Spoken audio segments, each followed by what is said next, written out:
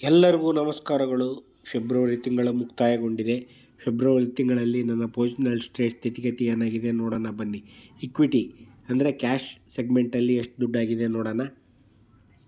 12,310 ರೂಪಾಯಿ ಆಗಿದೆ. Broker fees ತಗೊಂಡ್ಬಿಟ್ಟು 11,720 ರೂಪಾಯಿ ಆಗಿದೆ. ಅದಾದಮೇಲೆ ಫ್ಯೂಚರ್ ಆ್ಯಂಡ್ ಆಪ್ಷನ್ಗೆ ಹೋಗೋಣ. ಅಲ್ಲಿ ಏನಾಗಿದೆ ನೋಡೋಣ. ಅಯ್ಯೋ 1,68,000 ಲಾಸ್ ಆಗಿದೆಯಪ್ಪ. ಬ್ರೋಕರ್ ಫೀಸ್ ಸೇರಿಬಿಟ್ಟು 1,77,000 ರೂಪಾಯಿ ಲಾಸ್ ಆಗಿದೆ. ಭರ್ಜರಿ ನಷ್ಟ. ನೆಕ್ಸ್ಟ್ ಕರೆನ್ಸಿಯಲ್ಲಿ ಏನೂ ಮಾಡಿರಲ್ಲ.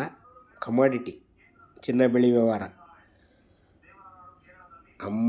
ಇದರಲ್ಲಿ 22,960 ರೂಪಾಯಿ ಬ್ರೋಕರ್ ಫೀಸು ಕೊಟ್ಟುಬಿಟ್ಟು 23,140 ರೂಪಾಯಿ. ಸೊ ಟೋಟಲಿ 2,15,000 ರೂಪಾಯಿಗಳು ಸುಮಾರು ನಷ್ಟ ಉಂಟಾಗಿದೆ.